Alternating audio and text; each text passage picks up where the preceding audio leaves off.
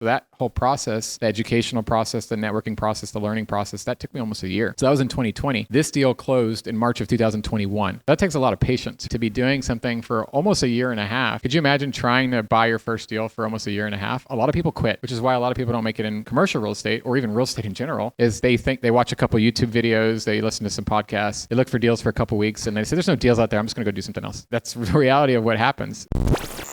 Welcome everyone to Real Estate Hacking Live. How y'all doing? I'm excited to introduce the special guest tonight, Mr. Brian Alfaro. Brian's a real estate investor with over $100 million in commercial real estate experience. He's the director of investor relations at Headway Capital, and that's where he brokers investment transactions and delivers a first-class experience for investors. He's also a small business owner and graduate of the University of Houston's Bauer College of Business. Welcome to the show, Brian. Thanks for having me, Chris. Yeah. Did I miss anything there? No. I just want to highlight to everybody in this room and anybody who's listening that I got started by attending Chris's event. So very seriously, so this is back in 2017. You used to have this event at Rudy's Barbecue. I remember very vividly, and I was not showing up just for the free food. I was showing up for the networking, and I was showing up for the education that you had. So I just want to say thank you because that helped kickstart my real estate journey. Awesome. I miss that event sometimes. There'd always be leftover barbecue, and that would be my lunch for the next couple of days. All right. Well, let's talk about going from single family to multifamily. Like a lot of investors, and we were kind of talking out there and talking with a group of folks. A lot of investors, when they get into investing, they start with single family, but whether initially or along the way, they have it in their mind of, hey, I want to get into multifamily too. I actually want to buy multifamily properties, whether it's small multifamily or large multifamily. And you've successfully made that transition. But before we get too far ahead, how did you first get started as a real estate investor? Yeah, great question. So like most people, when you get into real estate, you have a lot of limiting beliefs. You tell yourself these stories about, I don't have enough experience, I don't have enough money, I've never done this before, who would want to give me money, I can't find a house to flip. So you start telling yourself these limiting beliefs, and I was doing the exact same thing, which is why I started in single family investing. It wasn't that I didn't want to be in commercial real estate, it wasn't that I didn't want to be in multifamily real estate, it's just I didn't know what I didn't know, and I thought real estate investing was one of two options. I thought it was flipping a house or buying a rental. I didn't really know that there was all these other avenues in real estate, right? So I got started the traditional way, and I started dipping my toes in a bunch of residential real estate strategies. So, I tried wholesaling for a little bit, did some wholesale transactions. I had some rentals. I did some flips. I have my real estate license, so I was brokering transactions both for myself and for friends and family on the real estate side. So I was dipping my toes in all these water and trying to figure out which one do I really like the most. And the answer was, at the end of the day, it was none of them. I preferred commercial real estate over residential real estate, although I still think it's a very powerful tool. But I just went out there. I started to go into events like the ones you have. I was listening to a lot of podcasts, reading a lot of books, spending time on a lot of forums, just really networking. And there's just saying it's not what you know, it's who you know when it comes to commercial real estate. And I was really trying to strengthen my network. So I started talking to wholesalers, started talking to realtors, started looking for my first deal. I used hard money on my very first deal, and just started looking for that first investment opportunity. And I wanted to buy a rental. That was my thing. It's like, I want to buy my first house. The idea of flipping houses to me was a little bit more transactional. Not that that's a bad thing. I didn't really need the extra income at the time. So I wanted to start building my net worth and my wealth. So I was looking for my first rental, and I was off to the races. Is that this one right here? Yeah, that's that beauty right there. Oh, yeah. Looks great. Yep. Yeah. Here's the lovely kitchen. But this was before you put in all the sweat equity. Yep. So tell me a little bit about this deal. Yeah, so this deal was I want to say it was in South Park, which, if you know Houston very well, is it's an area of a lower income demographic. It's a lot of Section 8 housing. An area that is a little rocky, right? A little bumpy from a demographic standpoint, from a safety standpoint, but the houses are cheap, and maybe not so much anymore, because wait till I tell you what I sold it for, but they were cheap. So I bought this house straight from a wholesaler, and it's kind of funny because there's some stories in between, and we don't have to necessarily go deep in that, but my very first transaction, I would argue, which is not on here, I actually talked myself out of. So I had a deal from a wholesaler. The numbers worked. It was checking all the boxes that I had learned, or was trained. Like it checked all the boxes, ARV percentages, the 1% income, like all these rules that you sort of like the single family numbers, right? But I talked myself out of it because I was nervous, right? And I put, even though I put money down with that wholesaler, I ended up backing out and losing that $5,000, right? What pushed me into this house was a few months later, somebody else bought that house and I saw it on the MLS because I had my realtor's license. I knew what they sold it for and they made over $40,000 on that flip. So that told me that I talked myself out of $40,000 and I would never let that happen again. So that pushed me into this deal, right? And that was in 2017 or early 2017. This one was like more like mid 2017. And this one, I was just talking to wholesalers and this deal came across my desk and I went and walked it, and it was like $50,000 or maybe $52,000 at the time. And I saw the potential that it had. I knew about the income potential in the area. I saw the potential to add a bedroom, which could help with the rental growth that I was looking for. And so I put that $5,000 down and went to my hard money lender. And I think I ended up closing and putting maybe like $7,000 or $8,000 down all in. So overall, construction-wise, you can see here, It turned out pretty good. It turned out pretty good. I believe I put about $50,000 in this house. So all in, I was all in for a little over $100K. And I did keep it for about a year and a half, but then the market, or 2 years, and then the market got really hot. So right around 2020, when I saw the writing on the wall that real estate was going crazy, I asked myself, like, am I ever really going to get this much for this house in this area ever again? Or should I just take what I can get, or should I hold it for another 5 or 10 years, which would be great because I was cash flowing really well. So because I had such a great deal, I was cash flowing after the mortgage was paying, I think around $500 or $525 a month. Which is, for single family, it's phenomenal. It's just amazing for single family, right? And I was like, man, should I really get rid of this? But I was all in for about $100K and ended up listing this and selling this successfully. I think at the end of 2020 or maybe beginning of 21, right when real estate was starting to get hot and the demand was crazy, for around $170,000. Yeah, I did the same. Jamie and we did the same thing for a few of our rentals that, especially the ones that were a little bit more high maintenance. Yeah, I've got some stories on this one, but we don't have to go there. Yep. What were some of your how much did you end up making? All in, I made about 65 to 70 grand because I was all in for about 100. I think I sold it for 167.5, somewhere around there. Okay.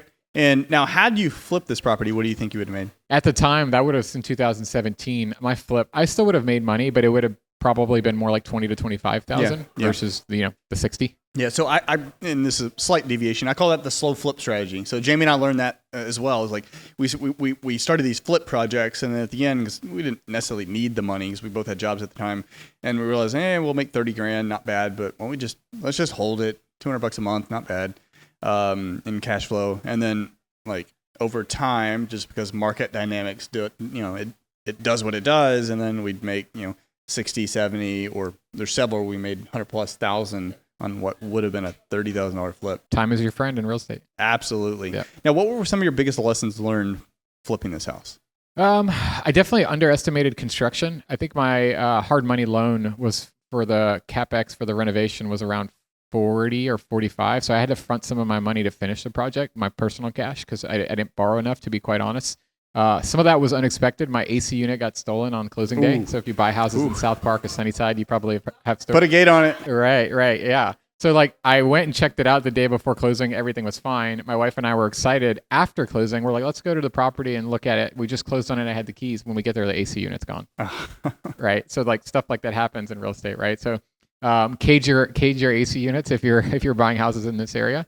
But I would say, so construction wise, I underestimated.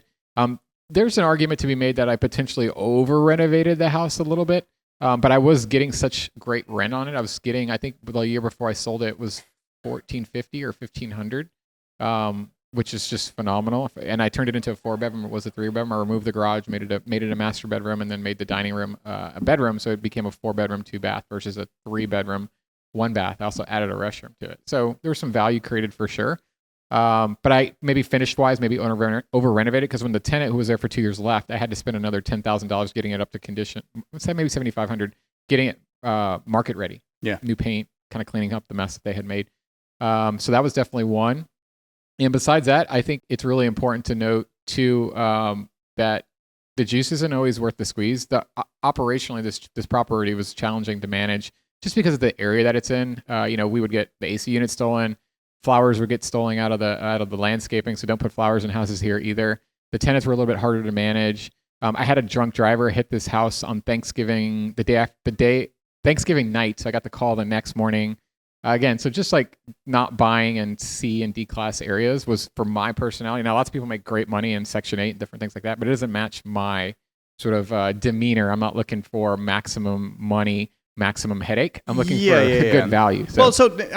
Higher spread and cash flow, but also higher risk. Yep. And this is mostly management risk. Right. Yeah. Right. So you're dealing with like the loss. What's that movie with Jim Carrey where they rip up the flower bed and they like put it in there? I don't remember the title. Yep. Does anyone remember that? Where's my... No, Jamie would know it. She loves that movie. Trivia. Anyway, so at what point... So you've gone through this process. Yep. At what point did you start looking into multifamily? I think right after the drunk driver hit this house. Wow. To be quite honest. There's got to be a better way. Well, that was the end of 2019. So Thanksgiving 2019, the next day I get the call about the drunk driver. I'm going through the insurance process. Insurance ended up paying for it. I had to pay my deductible. But I started asking myself, like, man, do I really want to be dealing with these issues with these types of properties? And the other houses I had were going fine, but stuff happens, right? And what I learned after that tenant moved out, after being there 2 years, is all the cash flow that I had created mostly got wiped away by turning the place, right? All new paint, fixing all the mess. Turnover, right? Your number one expense. Turnover is your number one expense. So if you make $5,000 or $6,000 a year and your tenant moves out, you're going to spend $5,000 or $6,000 getting the place ready for the next person most of the time, right? So the whole thing about cash flow is like, was it really cash flow if you're really just saving it to spend it? I didn't personally, I think it's a fair argument to make. It's more of an equity sort of long-term play, in my opinion, if you're buying rentals. So I was asking myself, like, do I want to keep doing this? Or do I want to do what I originally had my goal set out to be, which was to get into commercial real estate within 5 years. That was my goal when I got started in real estate. I wanted to do residential for 5 years, buy as many rentals as I can, and then eventually have a large enough portfolio, either to leverage that to go into commercial or to just sell the whole thing kind of one swoop and then transition into multifamily. So I started to ask myself, well, why can't I just do that now? This was at the end of 2019. So I'm 35 now. So that was 6 years ago or 5 years ago. So I was 30. I was like, if I'm going to take some risks now, sort of make a pivot, let's do it now. My wife and I are young. We don't have any kids at the time. Now's the time to take some risks and go all in on something and do exactly what I did for single family. I don't know anybody. I didn't know anything. I didn't have enough money in my bank account, but so what? It's all limiting mindset. So I started educating myself in networking. Yeah. And a couple of things I want to point out. So you mentioned single family, not really a cash flow play. I'll talk about cash flow. A lot of people talk about cash flow with single family. It's not that it doesn't exist, but it is true. When you have turnover, the cash flow's gone. Like even budgeting for CapEx, vacancy, repairs, it's not enough. It really isn't a cash flow game. It is a wealth building game, and it can make you a lot of money buying one house a year, 1-2 rentals a year. Do that long term, ton of equity. Cash flow, not so much. Multifamily is a different story. Now, you originally wanted to get into commercial, but your strategy was, hey, I need a lot of money, so I'm going to build that through single family and then leverage into multifamily. Now, you've since learned that if you want to get into multifamily, you can actually just get into multifamily, right? Yeah. You don't have to take the single. There's no book that requires that you step on the single family stone first. Nope. Yeah, and that's again, I keep using the phrase limiting mindset. A lot of people think I get the question all the time, like, oh, you're in multifamily. Does that mean you have your real estate license? Does that mean you did this first? And the answer is no. You could wake up tomorrow and just decide, I'm not doing single family anymore. I want to do commercial. And it doesn't have to be multifamily. It could be anything. It could be industrial, triple net, land development, mobile home parks, self-storage. I mean, there's a whole list of commercial real estate asset classes. And that's what I did. I just woke up at the end of 2019 and I talked to my wife about it. And she was like, okay, just don't lose all our money. That's all she said. And I did it. So come early 2020 is when I really January, the new calendar year turned, and I'm always a big goal setter, not like a resolution guy, because I feel like those don't ever last, but like a goal setter. And I was like, this year is my year. I'm going to get into multifamily. Let's go at it. So how'd you get involved in this deal? Yeah, so this was the first deal that I did. It's now called the Sophia. It was Canning Club at the time. And this is my first multifamily transaction. So kind of timeline-wise, I get into multifamily at the beginning of 2020. I did join a mentorship group to help accelerate the process. So the thing that I found very common when I was in a single family space is a lot of people have a very negative demeanor when it comes to mentorship. They don't want to pay for it, right? They're like, I don't need a mentor. I don't It's a have to very do that. DIY industry. It's the DIY industry. It's a DIY mindset, right? And there's nothing wrong with that There's nothing wrong with it. by itself, but yeah, I know what you're talking about as far as the hostility or hesitation Yep. towards mentorship groups, coaching groups, education. But a lot of that probably also comes from there's been some bad outfits Absolutely. out there that have Absolutely. Left a bad taste in people's mouth. Absolutely. And there's some bad mentorship coaching groups out there. So I'm not saying there's not, but if you're trying to do anything in life, finding somebody who's already where you want to be and having them show you how to do it is the fastest way to accelerate your progress. Yeah, right? It's time travel. It's time travel, right? So it's like you want to lose a bunch of weight or get in shape, you hire a trainer at the gym, right? If you want to be stronger in your faith, you go to church more and you talk to people there and you join different groups, right? It's like that anywhere in life. You learn from teachers, right? So my mentality is I want to do this. These buildings have a lot of bricks, a lot of stone, and they have a lot of commas in the purchase prices, right? I don't know what I don't know, and I can only educate myself so much so fast. Let me join a mentorship group and accelerate that process. So I did that. I spent $25,000 to join a mentorship group to show me how to do this the right way, how to find deals, how to raise money for deals, right? How to close the deals, and how to operate the deals. So that whole process, the educational process, the networking process, the learning process, that took me almost a year. So that was in 2020. This deal closed in March of 2021. So that takes a lot of patience, right? To be doing something for almost a year and a half. Could you imagine trying to buy your first deal for almost a year and a half? A lot of people quit, which is why a lot of people don't make it in commercial real estate or even real estate in general, is they think they watch a couple YouTube videos, they listen to some podcasts, they look for deals for a couple weeks, and they say, there's no deals out there. I'm just going to go do something else, right? That's the reality of what happens. So this took me over a year to get involved in this transaction. But I had found somebody who was successful in the space already, that was already doing multifamily transactions. And you hear this a lot in real estate, is find somebody who's where you want to be and find a way to add value to them, right? Whether they're flipping or they're in commercial real estate or they're doing whatever. It's like you need somebody to help you get to where you want to go. So I found somebody that was already there, that already owned thousands of units. And we basically went to him and said, hey, how can we add value to you? And his answer at the time was, I need some help raising money, right? This is a 296 unit, I think. I don't remember that exact number. We're raising $6 million. Can you bring $1 million yourself? And I was like, sure. I was like, we had never done that before, but we had spent a year building our list of investors. So going to events like this and talking to people that said, yeah, I'd love to invest in real estate, but I don't have any time. So I'll just give you my money and you do it for me. It's basically kind of in a nutshell what I do, right? We spent a year building that list. When the time actually came, and the opportunity presented itself, and somebody actually said, yes, Brian, I will let you participate on this deal, but I need you to bring some money to the table. I had to either kind of like crap or get off the pot. It's kind of at that time. I'd already been doing it. Like, you walk around, you go to these conferences, you're like, I'm a real estate investor. Well, how many buildings do you own? None. Well, you're not really a real estate investor, right? It's like, you're saying you're a real estate investor, but you're not. So it was like time to crap or get off the pot. So we did it. And this transaction, this was our first deal, we raised $1.5 million. So we exceeded our expectation at the time. And that sort of set the whole thing in motion, where once you do your first deal and you actually have something to talk about, it just solidifies that you're an actually player in the game. Even though you're still new, I've only done one deal, now the momentum starts. Yeah. That first step is always the hardest. Yep. And it takes the longest. Like single family, and this is also why a lot of people get involved in single family transactions, a little bit more frequent. Most people can get financing, whether private hard money or conventional loans. It's just different in commercial. But I do like how you went to someone who is where you want to be and you wanted to add value. And I think this is a good point to make for anyone who's watching here and here. I see it done the wrong way all the time. It's like my pet peeve, and you probably heard this too. The wrong way would be, hey, can I take you out for I knew you were going to say that. I knew you were going to say, I can only drink so much coffee. Yeah. Or can I pick your brain? Yep, can I buy you lunch? Because I guarantee you, like that person who is already doing stuff and they're busy, like saving them $12 on lunch or $6 a coffee, not really doing a lot for them, bringing them a deal. All right. Bring them a deal that you don't quite know how to close, but they do. That's value. Bring them $1 million. Not that it's your personal money, could be, or the network you have to raise the $1 million.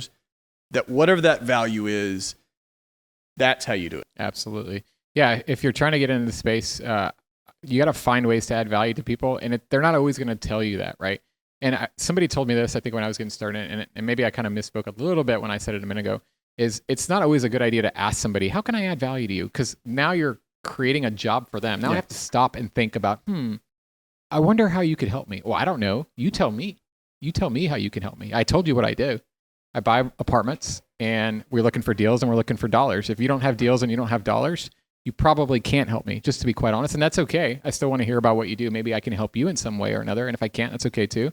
But you have to come to people like the person I went to, or now me or you being in the spot you are, and say, hey, Chris, how can I add value? Well, you have to think about it. I have to say, hey, Chris, I got 3 deals. They're all under contract. 2 of them are around 80% of ARV. This one's about 65. This one's here. This one's there. Do you want to take a look at them? Okay, cool. I'm going to send them over to you. I'm adding value. I'm sending them to you. We're not wasting each other's time. Or, hey, Chris, I got $100,000 in an IRA account. I want to invest passively and get some tax benefits before the end of the year. Can you find me a deal to put some money in? Okay, cool. No problem. You're bringing some money to the table. So I'm being very direct. I'm not asking you, hey, how can I help you? And now you're getting off on a relationship standpoint as opposed to transactional. Because and that was a good point of, hey, how can I add value? Yeah, you don't ever want to say that because you are putting it on them and you're actually creating work that, like, I don't know. Yeah.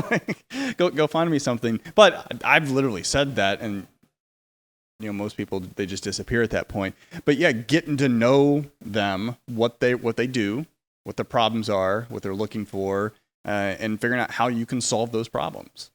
The easiest way. Yep. Here's another picture of that deal. So this is after you turned it, right? That's after it was renovated. All right. Much nicer. Much nicer. Who would want to live here? Maybe not now. Not a bad place, right? It's nice. It's in Greenspoint. You probably still don't want to live there, but that's okay. No. I did have a couple single-family rentals there. They actually did really well. There's certain parts of Greenpoint. You got to know certain areas. Not all of them are bad. I will say that. And this one's in an area that's not They're so tearing bad. down the mall. They are tearing down the mall. Yeah. About time.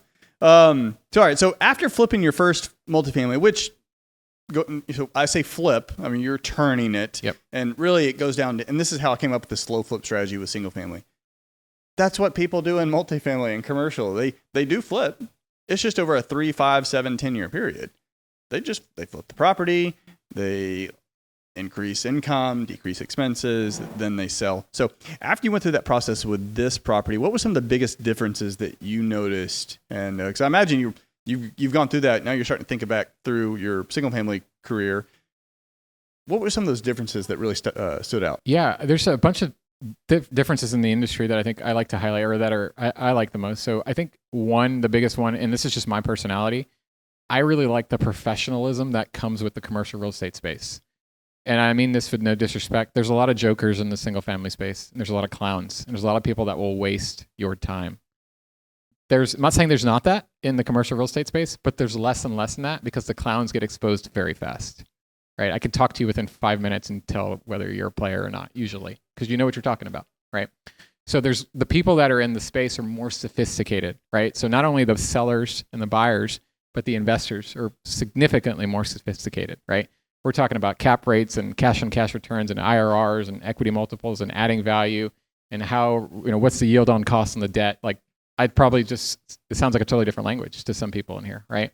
So the conversations are much more sophisticated. So it requires a higher level of education, which to me means it requires a higher barrier to entry. And I like that. I like the fact that a guy can't just watch a YouTube video and decide he's going to go flip an apartment complex tomorrow. I like it. I want it to be hard, because if it's hard, that means it has more zeros at the end of the checks when I get paid. That's sort of how I think about it. It's harder, right? It's more rewarding. So that was one of the biggest things that I noticed. And I noticed that too. A little caveat on that though. Do you find that is mostly true in the mid to larger multifamily, say the 50 plus units versus the 10, 20 units, which are largely mom and pop owned? Yeah, I think everybody in the process, if you're commercial, which is technically anything 5 units or more, the title companies, the insurance, everybody's a little bit more sophisticated.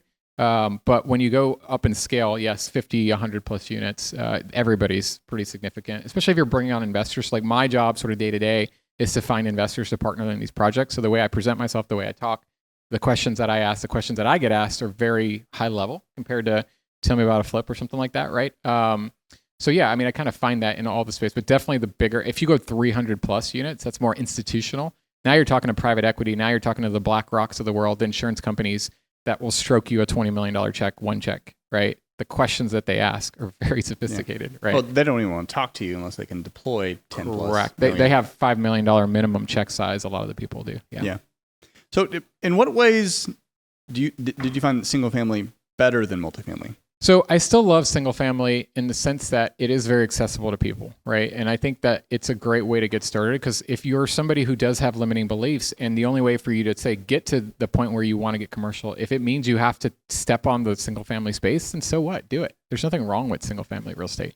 I do like that it has a low barrier entry in some regards because of that. And if you are sophisticated, you stand out more, I think, in my opinion. The smart, savvy, 100%. Yeah. right? The smart, savvy, sophisticated, trustworthy people that close, doesn't matter if it's commercial or residential, they just do better, period, right? And the clowns get exposed, right? So I do like single family in that sense. I like it that it's easier to sell. When we go to sell a deal, I mean, it might take a whole year for us to sell a deal. We have to think about it, decide we're going to sell, get a BOV from the broker. What's the broker say it's worth? Oh, I don't like that BOV. Let me switch brokerages. Let's get their BOV. I like that one a little better. Let's sign a contract. They got to put a marketing package together. There's 60 days of marketing. Then it goes under contract. Then there's due diligence. I mean, that's a 6 to 9 month window to get a property sold, right? If I have a rental and I want to flip it, I mean, that might be 60, 90 days, give or take. It's a little bit quicker. And because there's less money involved, it's a little bit smoother, I would say sometimes, because there's a lot of legal involved on the commercials, a lot of attorneys that like to slow things down. Yeah. I mean, single family is a B2C business by and large. I mean, you can sell to investors, but mostly you're selling to owner occupants. Multifamily, it's B2B. You're selling to other investors. That's it. But one good thing about single family, I think, is it does give you the ability to learn at a lower stakes game. Some good valuable skills of sales, negotiation, talking with people, deal analysis, budgeting, project management. Absolutely. Project management's a big one. Yep. And those, to some degree, do transfer over. Multifamily is different, but those transfer over a little bit. Absolutely. The skills that I learned doing residential for 2 years definitely helped, I would say, for sure. And I have no regrets, but I tell people all the time, if you can skip it, do it. Is there any one skill that you think really stands out the most? I think the networking side of things, to be honest, that is you had asked about differences between single family and commercial. And I think that is actually a big difference. You've been to a lot of single family networking events, but you've also been to a lot of multifamily networking events. I feel like the networking is much different. I feel like in commercial real estate, guys are more out there in the sense that they're willing to walk up to you, shake your hand. What do you do? Tell me about your business. Okay, awesome. Exchange business cards and then follow up afterwards. I feel like in the single family space, people are just kind of like scared to go say hi to you and go shake your hand. Hey, what do you do? Yeah, single family, you'll get a lot. Well, I'd say in multifamily, there's obviously new people there too. Sure. But in single family, it's new to the industry. Yep. Like if you're new in real estate, you're probably new to the entire industry. Whereas multifamily, most of the time, like you've been involved in some sort of real estate. There seems to be, I'll use the term scarcity mindset when it comes to single family a little bit. At least I notice when you talk to investors, they don't want to like share their secrets. Where in commercial real estate, I feel like everybody's trying to help you because the pie is so big that if we can do a deal together, we can both make money. I don't have to, like, if we're fighting over one house, we're not going to want to talk to each other because we're talking to the same wholesaler and I want to win it and I don't want you to win it. But if we're investing in the same $20 million project, well, let's work together, Chris. Let's figure out how to make it work. We're both going to make money here, right? So there's a little bit of an abundance mindset versus a scarcity mindset. Yeah. But regardless, it isn't, I mean, real estate is a social business. So So you have to get out there. You have to network. You have to network. So if you're at these events and you don't set a goal for yourself, like I want to talk to at least 5 people and go deep. It's not speed dating. It's not musical chairs where I want to talk to everyone today before I leave. Like, no, I want to talk to 5 people and have really deep conversations. What do you do? Where are you from? What got you into this? What are your goals? How can I help you? Right? Just be very intentful. And doing that in the single family space helped me when I got into commercials so that when I was going to networking events with very sophisticated people that have 40, 50 plus $1 million net worths, even though I didn't have that net worth, right? it made it more comfortable for me just to go up there, say hi, shake their hand. What do you do? And learn by listening to them and asking questions. I could figure out how could I add value to them without asking, hey, how can I add value to you? It's because I was asking questions in the networking conversations. If they were talking about, like, yeah, man, I just did this deal and we had such a hard time raising the money. We really got down to the wire and I thought we weren't going to be able to close because I'm asking questions about their last deal. In my head, I'm hearing that guy needs help raising money. That's how I can add value to him. And if that's my skill set, I now know I can help him. Let's set up a call after we meet. Yep. Love it. What ways is multifamily better than single family? I'm biased, but I think a lot of ways. I was talking to somebody else about this. I actually think that multifamily is less risky, and even if it's a duplex, 2 doors, it's less risky in my opinion, and that's because you have more than one tenant. So if you have a single family house and your tenant moves out, you're screwed. You have to pay the mortgage yourself, right? There's nobody else there generating income. If you even have a duplex, which is just one more unit, now somebody else is on that other side, at least a part of your mortgage is being covered.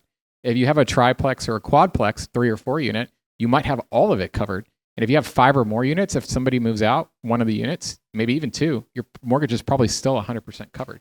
In my opinion, there's less risk because of that. Are the deals more expensive? Yes. Do they require more money? Yes. But from a risk standpoint, I'm not at risk for having low occupancy or not being able to pay my mortgage because there's more units. So that's why at our firm, we buy 100 plus units or more so that if I'm 90% occupied, meaning I have 10 vacant units that are not making money, I'm probably still cash flowing. So in my opinion, that's the biggest one, that multifamily is better than single family. It's just, I actually think it's less risky. And the biggest one besides that, I would say, is in residential real estate, you can only force appreciation so much, right? So if you buy a $100,000 house, and you put $200,000 in renovations, is it worth $300,000? No, you probably over renovated it. In multifamily, commercial, not duplex, triplex, and quads, but in commercial, so anything 5 or up, your property is valued based on its NOI. So it's income, net operating income, right? So if I force the NOI by not only raising rents through renovations and better customer service, but I cut my expenses, now I have more money on the bottom line, my NOI is higher. I divide my NOI by my cap rate. That's my value when I go to sell it. So I don't have control over the cap rate. That's the market rate of where the cap rates are, right? Sort of supply and demand. But if the market cap rate is, let's just say it's a 6 cap for like a C-class product, and I know that within general, it's going to trade around a 6 cap, I need to force my NOI as high as I can because the more I force that NOI, the more money I make on the property. You can't do that in residential real estate. You can't keep putting money in the deal and cutting expenses to sell it for a higher price. Yeah, it's a multiplier. So every dollar extra you're getting to the bottom line, you're profiting in equity at $1.50, so, $2. You pull out your phone, put 1 divided by 5, and that's an easy example. It's $20. So for every $1 of NOI I create $20 of value. I mean, multiply that times 6 figures, right? If I create $100,000 of NOI on a 5 cap, I added $2 million of value to a property. When I go to sell it, that sticks a lot of money in everybody's pocket, right? Can't do that in single family. Can't do that in single family. One thing that I like is the level of sophistication of all the parties. So with single family, you can do it all yourself. You can find the deal. You could even pay cash, so there's no financing. Or you can obviously get a lender. You can manage it yourself. You can go out and find a tenant yourself. You don't need to list it. Or if you are an agent, you can list it yourself. All that you can do yourself, which means you have to do all that yourself. That's a lot of work. It's a lot of work. But with multifamily, you're dealing with teams of people. Even with smaller units, it's still teams of people. Like, you're not personally going to manage a 30-unit apartment complex. You're going to have a resident manager or a small property management company, and you have also asset managers. You just have better teams of people, and it's usually not just you. There's several people either internally or through JVs or whatever that you're partnering with to do these deals, which in my view makes it significantly more passive. It's not, I mean, you can be on the passive side, sure, but even on the active side, knowing that you've got very sophisticated teams dealing with all these components, and you just need to focus on this one thing, like just your thing. Yeah, in commercial, you become more of a specialist. In residential, to your point, you kind of have to be a jack of all trades, or a lot of people choose to be a jack of all trades. They want to go find the deal. They want to analyze the deal. They want to get the financing. They want to negotiate with the wholesaler or the realtor. They put it under contract. They close on it. They do their renovations by hiring a crew, right? Then they list it. There's a lot of steps there. In commercial, or at least in the multifamily space, usually you become, I always say you pick one of three buckets. One is either you're a deal finder. I'm really good at finding deals. And that doesn't mean they're all off market. Maybe it's working with brokers, right? Having relationships, strong relationships with brokers, because the brokers have all the deals. That's one sort of place you can plant your flag. You could be really good at raising money, right? So having the personality, sort of a sales personality, an outgoing personality to talk to people, find investors, find people that want to write you $50,000 to $250,000 checks. And that's sort of our bandwidth, most of our investors, right? You go out there and you find them and you bring them into your ecosystem. You nurture them, because I don't meet somebody at a conference and they write me a $100,000 check the next day. That's just not how it works. That could be a 6 month to 2 year window before when I meet them for when they write me a check. That takes time, right? I have to go on podcasts. I have to go to lunch with them sometimes. I have to have multiple phone calls sometimes. They're watching our webinars that we have. They're coming to our in-person events here in town. We're meeting them if they're out of state at lunches and conferences and stuff. There could be a 2 year window before they decide they want to write me a check, right? So that is one. The second one is being really good at raising money. The third one, which is less, it's much harder if you're getting started because you probably don't know what you're doing, is to be an asset manager. It's hard to say, you know what, out of the three, I want to be an asset manager. Well, my next question is, what assets have you managed? If the answer is none, you're not really adding any value to me. Right. So the easiest two to get started in is being a deal finder, finding good deals, right? Or raising money. And the most common one that I see people getting started in the multifamily space is on the money raising side, because I would say it has the lowest barrier to entry. Yeah. Yeah. And just also a kind of a legal caveat, raising money and bringing money into a deal and all that. So this is SEC regulated. Got to be careful. Got to know what you're doing. There are rules. Yep. Yeah. If you follow the rules, you can make a lot of money, and you can make a lot of money for yourself, your investors, the operating partners. If you don't follow the rules, you go to jail. You can go to jail. You can get a lot of trouble. You can get other people in trouble. So know the rules, follow them, and it's pretty easy to make a lot of money. But yeah. All right. How do you recommend folks that if they're single family investors right now, they're like you, hey, wanted to get into multifamily, what should they do? Like leaving here, on New Year's coming up, kind of a similar position you were in, what should they do? So a couple of things I want to mention first is I think right now is one of the best times to either get back into real estate if you've been sitting on the sidelines, or to get into real estate. And that's because I don't know if it's fully corrected yet, but we've seen a huge market correction, right? Real estate was the hottest thing since sliced bread from basically 2014 to 2022, back until the Fed started raising interest rates in March or April of 2022. They slapped the whole market on the wall. Everyone knows what's going on with real estate right now, right? It's hard to buy a single family house that cash flows. It's hard to find a flip that makes money. And even on our side, we went 2 years without buying a deal because we couldn't find one, right? And the interest rates just didn't make sense for the amount of risk we were taking. But that is all, we're starting to turn a corner, in my opinion. And Warren Buffett has a great saying that when people are greedy, you should be, When people fearful. Are greedy, you should be fearful.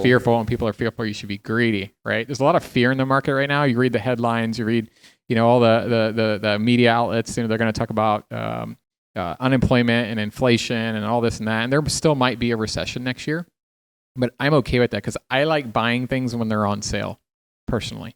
Right? That's the best time to make money. Imagine if we all bought real estate here back in 2012, 2013, after the great financial crisis, when real estate basically dropped anywhere from 50 to 80%. Right? I mean, just none of us would be sitting here anymore, right? Or very few of us, I should say. It's a sore subject because Jamie and I did. We flipped them all. Yeah. Well, you should have kept some, right? It's a sore subject. We don't have to go there. But long story short, the best time to buy real estate is when it's on sale. And I think it's on sale right now. Most of the deals we're seeing on the multifamily side, and these are $15 to $30 million deals, they're 25 to 30+% off what they were 2 years ago. Well, that's when I want to buy them, right? So now is the time to commit, to decide I'm getting into single family real estate, or I'm getting into multifamily, mobile home park, self-storage, whatever your asset class of choice is, right? The second thing after that is once you commit mentally, you have to stay hyper-focused and get educated. Be a master of that particular thing. It's always a red flag to me, unless somebody's been doing it for a really long time. It's always a red flag to me when I meet somebody and I'm like, what do you do? Tell me about your real estate business. Well, I flip homes, and then I buy some apartments over here, and I've got this land over here, and I'm doing mobile home parks, and we've got this self-storage unit over here, and we got this strip center down there. And I'm like, well, how long have you been doing this? It's not like 2 years. It seems like a lot of smoke and mirrors. It's almost impossible, right? Maybe somebody who's been doing it 30, 40 years that has this massive company portfolio. Most people that are in real estate are kind of an expert in one or two things. They buy single family, they buy multifamily, they buy commercial, but they pick a couple asset classes. It's hard to be a master of everything. So when you're getting started, commit to it, stay super focused, and get really, really, really educated on that particular asset class. Because if you're trying to be a multifamily investor, then you got to be a multifamily investor. You got to own it. You got to know everything about it. You got to know what they're trading for, what they're selling for, where the deals are coming from, where's the money getting raised, is it easy, is it hard, what's the market like, what's the sentiment like, how do interest rates impact multifamily, what happens when the 10-year treasury is high, what happens when the 10-year treasury is low, what happens when the yield curve's inverted. I mean, there's so many like technical things you start to have to learn, because when you're talking to an investor or you're just talking to other multifamily investors, you're having pretty sophisticated conversations, right? Or if you're in single family, same thing. Just know the market really well, know where the deals are, know what your plan is, and then you just have to go at it, right? You have to get educated, and then education plus action equals success. So a lot of people, and you probably can attest to this, a lot of people probably come here, they eat the food, they shake the hands, and they get educated for months, years, but they never buy a deal, whether it's single family or multifamily. They get stuck in analysis paralysis, and every deal is a bad deal. Every deal is a reason. There's no such thing as a perfect deal, and you know this, right? There's no such thing as a perfect deal. There's a reason to back out of a wholesale deal. And there's always a reason to not buy a deal, right? And not that we're trying to buy bad deals, but you can talk yourself out of any deal. Eventually, you have to take the leap, right? And you have to actually take action. So you get to a point where you're so educated that you feel dangerous, and you should do something about it. You should actually take action. Buy your first deal. Invest in your first multifamily deal if you're a passive investor, right? And raise your first $100,000, $250,000, $500,000, $1 million, whatever it is that you do. But you have to get started. You have to take action. Yeah. And that's where mentorship groups can really come into play, is like, then you have that ecosystem of experienced folks that you can bounce. I mean, it reduces the risk a little bit more. But I've said to folks for years, like on the single family side, if you really want to get to know the market, analyze a deal a day. Analyze 2-3 deals a day. Like we were talking about that, Vivian, earlier today. Analyze a deal a day. That way, and actually go one step further than that. Analyze a deal a day and make 3 to 5 offers a week. Just ridiculously lowball offers. No one's going to accept them. You don't have to worry about it. And then in the off chance that someone actually does accept it, you just got to like a smoking deal. Just call you. Yeah. But by doing that, you start to realize what a deal looks like. Just going through that repetition. Like, this is just crazy. And then, oh, wait, this one actually kind of looks pretty good. And then you get closer to that point, but you do have to take that step. Now, on the multifamily side, I do the same thing. Probably not as many transactions where you're going to analyze a deal a day, but you could analyze a deal a week. And there's a lot more numbers. I mean, there's a few more wheels and pieces to that puzzle that you have to put together, but analyze a deal a week. And then make it off. I mean, it's a little bit different with making offers. Yep. Depends on the size. Yeah. If you're doing small multifamily, you can still make the offers and just make some lowball offers. But analyze a deal a day. Analyze a deal a week consistently. Because then when the deal comes along, you know the market. You can see how things are changing. And then when a deal comes along and the numbers actually pencil out and they look good, it's just going to be a lot more obvious. Yep. I would agree with that 100%. You just got to take action, and that's the best way. It's just analyzing deals. You got to know what's going on in the market. All right. Closing out, we ask these same 4 questions to everyone. If you could give advice to your 20-year-old self, wasn't too long ago, what would that be? I would say get started sooner. There's no such thing as being too young, and there's no such thing as being too old either. A lot of the older investors come to us as passive investors. They just want to write me a check and not do any of the work. Older guys, right? They're busy, they're retired. But if you're young and you don't have any money, then that's the best time to get in real estate because you have nothing to lose, right? So you have nothing to lose. There's no risk on the table, so to speak. So if I had to give myself that same advice, I graduated college when I was 21. But if I was 20, I would have started wholesaling, even though I had a couple $100 in my account or whatever at the time, and I was still in college. I would have been wholesaling deals. I went to U of H, so I mean, that whole area, Third Ward around there is insane now what they've done. I mean, there's $1 million homes over there where there were crack houses. right? So imagine if I was wholesaling those deals back then, right? So that I would say just get started. What book or books have greatly influenced your life? Um, one of my favorite books is Stephen Covey's 7 Habits of Highly Effective People. I think that's a book that really left a really strong impression on me when I was young. So I read that book when I was in my early 20s, and it's definitely one of those books I would say, and a lot of books are like this, where you read it, but you're not at the right point in your life where it actually hits. You're too young, you're too old, your mind's too cloudy, you had a bad situation going on at home or with the spouse or whatever, and it doesn't marinate, it doesn't, you don't really digest the content. But I just happened to read it at a point in my life where things were going well and I had a clear mind, and it just hits really hard. So now it's a book I actually reread once a year, no matter what, to make sure that I keep one of the 7th habit is sharpening your saw, which is coincidence, right? So the way I sharpen my saw, which is habit number 7, is to reread the book. And I found that with a lot of books, like, because you're in a position in life, you read a book and you take the nuggets out of it, and then you go back and read the book a couple years later, it's like a different book. And it's just all these new things, like, whoa, like, did I not get that the first time? And you read the same words. It just hits you differently. Yep. So experience in life changes you. Yep. In the last 5 years, what new belief, behavior, or habit has most improved your life? Oh man, I think using the word belief, not having a limiting belief, I think for anything, at first it sounds like I'm full of things that when you hear me talk, you're probably like, man, that guy's so cheesy. He's got all these stupid sayings. But like the whole who, not how, it's so true. I mean, there's so many times where we've been in a situation where we're like, this is impossible. And you just find somebody that's done it before or that can help you get it over the hump. And you realize like, okay, this is a real thing. Like the whole not having limiting beliefs, not telling yourself you can't do something, telling yourself you can do something, right? So I think that's a big one for me. And then sort of behaviors and habits, that's a good question. But I think for habits and behaviors, trying to spend time reflecting on your goals. Sometimes I get so busy being busy, like, our in business, the trenches. You're in the trenches, right? So I was reflecting on this year, and that's not something I've done a great job of, but typically, historically, I'm pretty good at it. But one of the habits I have is just setting goals before a year start, not resolutions, but goals, right? So manageable goals, SMART goals, so whatever the acronym stands for, specific, measurable, attainable, right? All that stuff.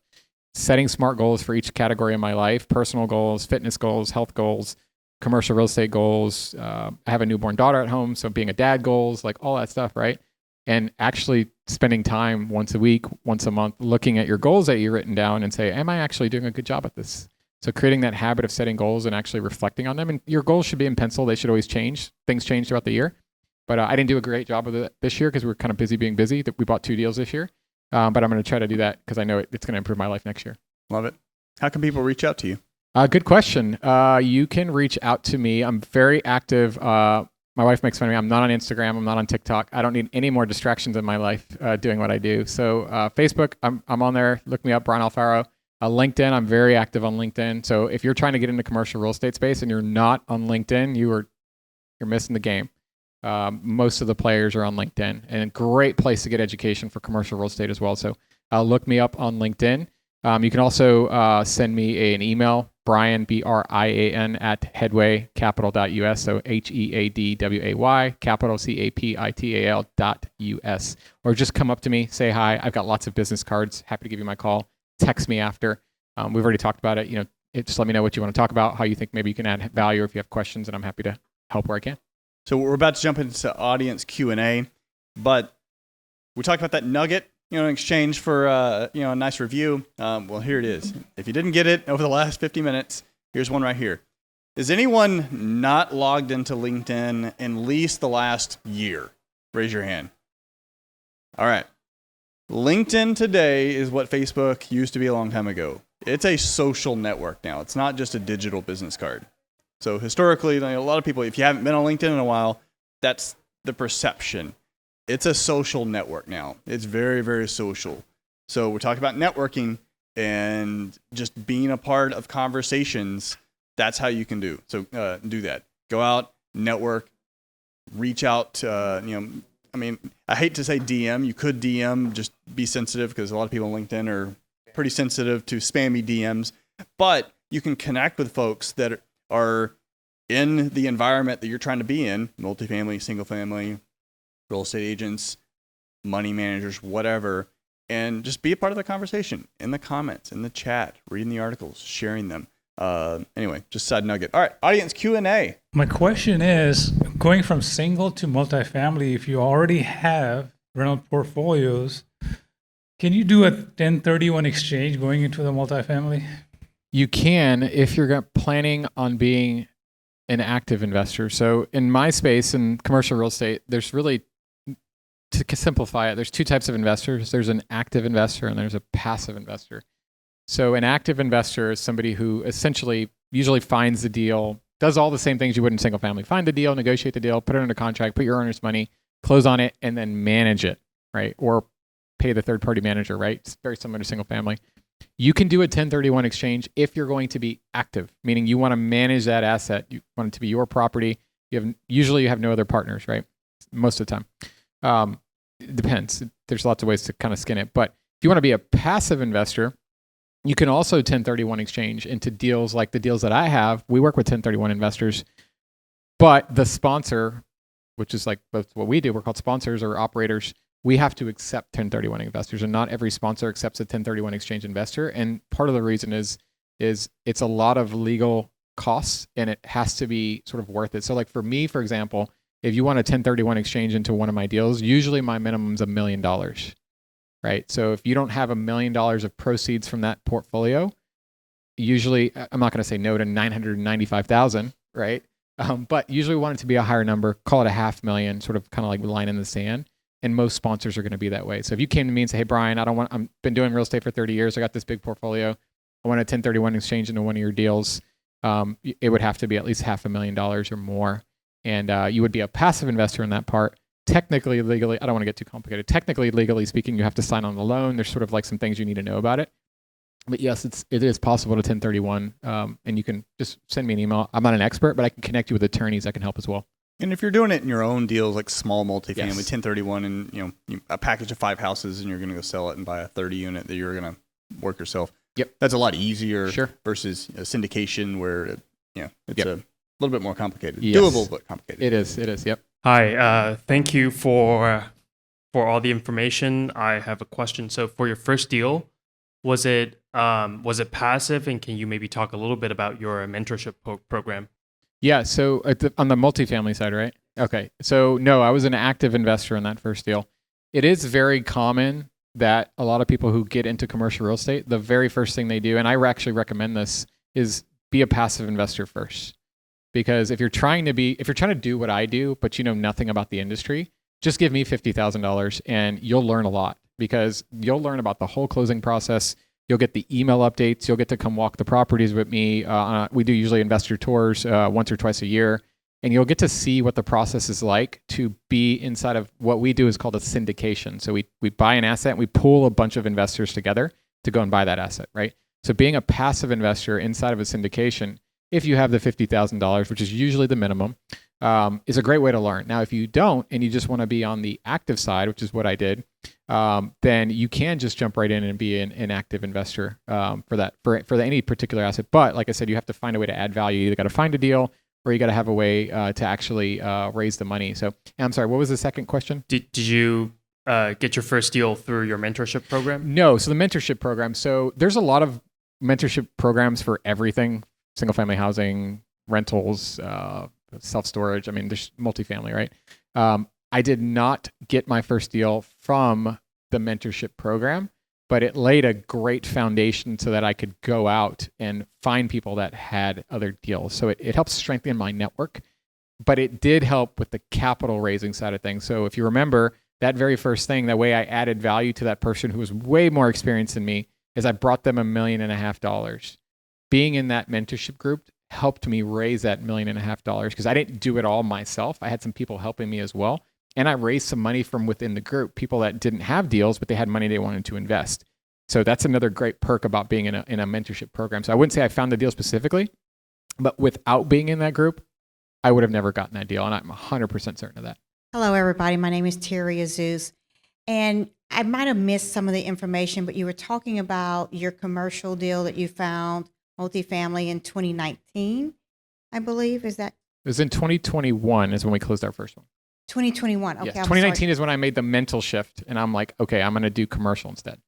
Okay, so 2021. So we were just coming out of COVID. COVID. Yes. Exactly. And so I wanted to know a little bit more about that particular deal and how did you survive? Because a lot of things had gone on in 2020 with COVID, people not being, forced to pay rent, things like that. It was a lot of difficulties going on for a lot of investors at that time. So how did you find that deal? How did you come out of that deal? And I'm guessing that you've already sold it. We still own it. You still own it? Yes. Okay, perfect. All right. So can you talk a little bit about Sure. that and what you were learning during that time frame? Yeah. So remember what Chris said is that multifamily is a team sport. So I actually didn't have to go out and find the deal. Somebody else already had it. I had to have a strong network of people that were deal finders, right? So I found somebody that was buying a lot of deals at the time, and I got friendly with them. And I said, I was like, hey, this guy, he's buying deals in Houston. I want to see if I can jump into one of his deals one day. Let me just go to lunch with him one day. Let me go on a property tour with him one day. We were building a relationship over time. And then one day we get a call saying, hey, I've got this deal in Houston. It's in Greenspoint. You guys are in Houston. I'm not in Houston. Do you want to partner with me on this deal? So that's how I, quote, found the deal. It wasn't that I went out and found that particular deal. So you got to kind of change your mindset. In single family, you're often thinking about like, where's my next deal? Where's my next deal? I'm always like, who could I just talk to that has deals? I don't have to go find a deal. I want to find a guy who finds deals, right? So it's a little bit of a different mindset, but that's how I found that first deal. And as far as dealing with COVID and all that, so we closed on the deal in March of 2021, if I'm not mistaken, or maybe it was May. It was sometime early 2021. So we were already kind of coming out of the pandemic, but and I didn't have any assets at the time technically because that was my very first deal. But now I'm a part of a firm that has had assets during that time for the last 7 years, and dealing with those challenges was definitely hard. But the great thing about commercial real estate and multifamily is that the operators are often very sophisticated. Not always. There's some bad operators out there. And there's a professional property management company, whether you manage it yourself or you're paying a third-party manager. And these guys only they get paid to manage your property, and they get paid to find creative ways or to force people to pay rent. So one of the things we would do at some of the assets that I stories I had heard, because again, I didn't do my first deal till 21, was going door to door with an iPad, helping people file for Texas rent relief, right? Which is a program that Texas had where essentially the government would help pay their rent, right? And the assets I'm buying were typically C-class properties or sometimes B- properties. But if you didn't know about that program, where you're just like, oh, I don't know anything about this, I hope they pay rent, cross your fingers, right? So we had our managers go door to door, knock on the door. You didn't pay your rent, you're more than 3 days late. Are you going to be able to pay? You're not going to be able to pay? Take this iPad, fill this out. And that's how we maintained 85% collections on these large assets, by helping people fill out for those types of programs. There's national programs and local programs, right? So you have to know what's going on and how to, because these are, again, this is not buying real estate. When you're buying multifamily, you're not buying real estate. You're buying a business, right? These are multi-million-dollar businesses. They generate income. They have customers. Your customers are your residents. And you have employees, the people that work on site. That's a business, right? So if you're a business operator and not just a real estate owner, you have to know the tricks of the trade. And that's one of the tricks of the trade that helped us manage through COVID, is knowing about those programs, going door to door and helping people sign up for those programs so we can get government assistance to pay rent. You talked about earlier about getting educated before you jump into commercial real estate, right? So what was your criteria, in order for you to be able to pick your mentor? For instance, okay, I decided to spend $25K for this guy so he can be my mentor. Especially since you also mentioned that there are a lot of clowns out there that they just want to take away your money. And to me, $25K is still a lot of money. Absolutely. And so it's a lot of money. What was your criteria? How did you determine to? Good question. So if you're vetting a mentorship group, I think there's a few things to look at. One, I would say you want to talk to a lot of people that are in the group. So when you sign up for, like if you go on mentorship group A and mentorship groups B and mentorship group C and you fill out the application, I'm interested in joining your mentorship online, all these websites, right? They're going to have a salesperson call you typically, often the bigger ones, right? And they're closers. They know how to which strings to pull and how to get you to close. And that's how they get you to write a $25,000 check, right? I mean, they're good at what they're doing. You feel great about it. You've never felt better spending $25,000. And then you get in and you're like, what did I sign up for sometimes, right? And there's a lot of that up there. So I think one of the best ways to avoid that is to talk to as many people as you can that are already in the group. Now you can ask them for references, and they're of course going to probably give you like their best students, but ask for other people, find creative ways. Like if you go on, the internet's such a powerful tool, right? Go on Facebook, go on LinkedIn, see who's in these groups and try to reach out to as many people as you can that are in these mentorship groups and see who they are, right? And really what I was judging, and you asked how I decided, is I was making my decision based on judging of character. Because a lot of people look too much about the X's and O's when it comes to real estate. How many deals do you own? How much money have you raised? Okay, so you must be a good mentor. No, you could be terrible at mentorship. You just know how to buy real estate. Maybe you're bad at it teaching people how to buy real estate, right? And because you're really good at it, you sell a coaching program and you make, $10 million a year selling students, and none of them are buying deals. There's some groups like that out there. I don't want to name them. There's some groups out there like that, right? So talking to students and then figuring out what is the character of the people that are actually running the program. Because often it's not like one guy. There's always like kind of like a head guy that's kind of like the face, right? Or sometimes more than one. But who is actually coaching? Is it the guy that they're telling you is coaching, or are there coaches? Most of the programs have coaches in the program. I want to talk to the coaches, right? I'm about to write you a $25,000 check. I better be able to talk to whoever I want to talk to, right? So I want to talk to at least one or two of the coaches, and then I want to ask some questions. When did you get started? How long have you been doing this? Do you still buy real estate? The funnest one I often see is that you have people teaching people how to buy real estate that have never bought real estate, or that haven't bought real estate in a long time. That is super common, right? They have all these coaching programs. They're so popular, very profitable. I am going to go start a coaching program tomorrow. If you don't ask them, hey, when's the last time you bought a deal? Oh, 5 years ago. I don't want you to coach me. The market's totally different 5 years ago, right? You might know a lot about real estate, but you haven't bought a deal in 5 years. That's a problem for me personally. When have you last bought a deal as the guy who's in charge? When's the last guy who's coaching bought a deal? And I want to know about the student success stories. How many students do you have in your program? You've been around for 10 years. You've been around for 5 years. You've been around for 7 years, whatever. How many deals have your students closed? How much money have they raised? Just questions like that, right? For getting into commercial real estate. And they got to have a good response for that. So if they say, hey, our students on average close 25 deals a year and there's 200 people in the group and they're raising this amount of money, okay, that's just good information. If they can't answer those questions, to me, those are red flags, right? So those are some big things. And to me, the last thing I said was judge a character. When you join these mentorship groups, it's kind of like, I don't want to use the word brotherhood like it's all guys. Obviously, real estate is very heavy when it comes to, it's very male-dominant industry. But you're really going to get to know the people in these groups. And I don't want to hang out with a bunch of assholes, just excuse my language, like just to be frank, right? I want to hang out with guys that I like, that I feel like are genuine, that I feel like are doing it for the right reason, that I feel like that are not just doing it for money. So I'm judging their character as much as I'm judging their program. And I want to make sure that my character aligns with their character so that I'm not getting into a program where I feel like I need to take a shower every time I go home. Make sense? To add on to that, so a lot of these groups, they also host 1-2 big events a year, expos, conferences, and it's a sales funnel for them. But the conferences are usually pretty value focused too. They give a lot of value. Some are great, yeah. And several of them. I'm familiar with the one that he was in, and I've been to that several times. Been to other ones, so go to those anyway. But when you're there, you're around all of their coaches, all their students, and all the other people that are just attracted to that particular brand or whatever. And it's a great way to network, learn some stuff, and also get, handshakes and get, face to face with people who are in that program that you can ask questions and ask all those hard questions and get a feel of the culture, because different programs have different cultures, and some may, you just may gravitate towards one more than another. But there. One extra, I guess the last thing I would say on this is,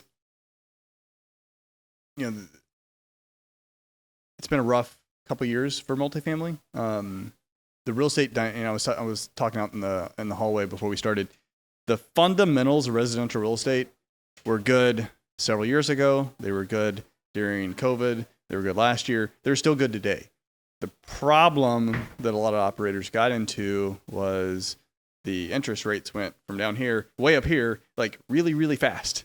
And commercial real estate's by and large floating rate debt. You can get fixed, but mostly there's a lot of floating rate debt. It's a variable. Like in single family, almost everything is fixed. But it's not like that in commercial. And when that happens, it puts you in a bad situation.